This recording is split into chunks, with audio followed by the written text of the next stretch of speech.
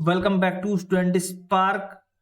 Today I am very excited to announce our DSA series with Java.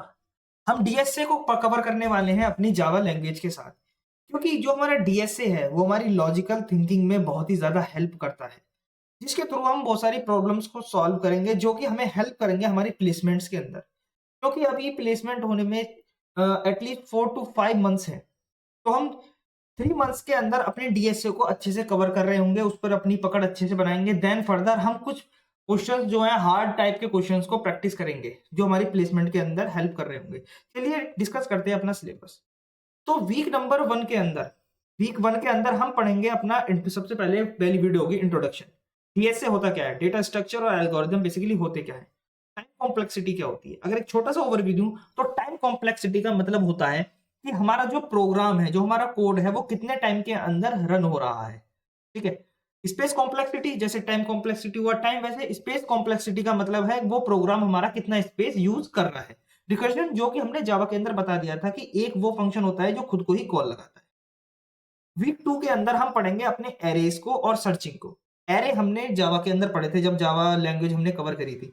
तो searching क्या होता है basically, कोई भी एरे है, कोई भी डेटा स्ट्रक्चर है, उसके अंदर किसी भी वैल्यू को सर्च करना यानी ढूंढना। तो वीक 3 के अंदर हम पढ़ेंगे सॉर्टिंग और स्ट्रिंग्स के बारे में।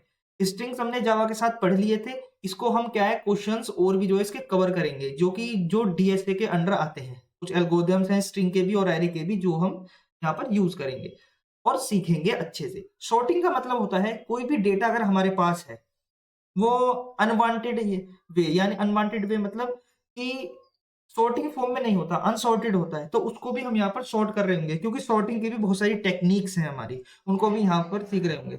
वीक 4 के अंदर अगर हम बात करें तो हम लिंक लिस्ट पढ़ रहे होंगे। लिंक लिस्ट बेसिकली क्या है, एरे के हमारे कुछ डिसएडवांटेजेस होते हैं, तो उन डिसएडवांटेजेस को ओवरकम करने के लिए हम क्या करते हैं, अपना लिंक लिस्ट का यूज करते हैं। इसके अंदर हम डायनेमिक मेमोरी एलोकेशन को पढ़ेंगे। वीक 5 के अंदर अगर हम बात करें तो हम पढ़ेंगे उसके अंदर स्टैक और क्यूई के बारे में। स्टैक बेसिकली क्या होता है, जैसे हम बुकों को 1 by 1 ऊपर नीचे रखते हैं ना, जैसे यानी कि आप न्यूज़पेपर लीजिए, उनका बंडल होता है, तो उसी को हम स्टैक कहते हैं। तो उसी की तरह एक डेटा स्ट्रक्चर होता है जो 1 by 1 एक दूसरे के ऊपर क्या है स्टोर होता है, उसको हम क्या बोलते हैं, स्टैक।